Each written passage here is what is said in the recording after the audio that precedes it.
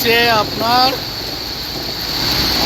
হাতিগাঁও হিজুবাড়ি ৰাস্তা, একেবাৰে ব্ৰহ্মপুত্ৰ দিক আপনালোকে চাব পাৰিব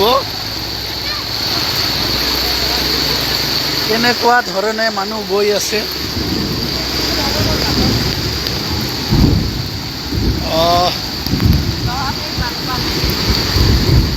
গুৱাহাটী বানপানীয়ে নতুন নহয়, কিন্তু সঁচা অৰ্থত ক'ব গ'লে প্ৰতি বছৰে এবাৰ দুবাৰ কৰি এই ৰাস্তাৰ কাম কৰে, তথাপিও যি ড্ৰেইনৰ ব্যৱস্থা, এই ব্যৱস্থা ঠিক হোৱা নাই, বা পানী যোৱাৰ পানী যি ধৰণে পাছ হ'ব লাগে সেই ধৰণে পাছ নহয়।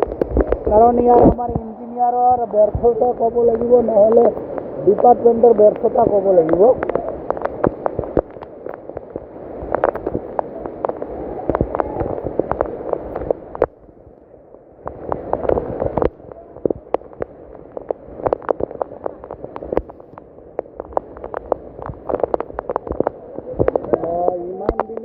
চৰকাৰে ইমানেই ঢোকঢাল বজাই আছে যে গুৱাহাটী টকটকীয়া হৈ গ'ল, সেউজীয়া গুৱাহাটী বনাব।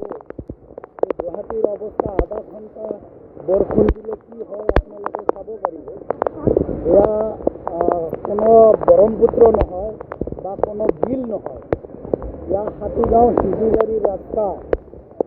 একেবাৰে এক কঁকাল পানী হৈছে ইতিমধ্যে, আৰু যদি বেছি বৰষুণ দিয়ে মানুহৰ যি জীৱন যাপন ইয়াত বহুত ব্যাঘাত পৰিব, বা তেওঁলোকৰ খোৱা বস্তু যি ধৰণে বজাৰ পাতি আদি কৰি অফিচ বন্ধ কৰা আদিলৈকে মানুহ আজি যাব নোৱাৰিব। ময়ো নিজে ভুক্তভোগী, আপোনালোকে চাব পাৰিব। মোৰ নিজৰ চেম্বাৰত ইতিমধ্যে পানী উঠি গৈছে। সেইকাৰণে মই লৰালৰি কৰি আহিছোঁ যাতে কিতাপ পাতি ফাইল যিবিলাক আছে যাতে এই পানী টিকি নাযায়। এয়া আমাৰ অৱস্থা।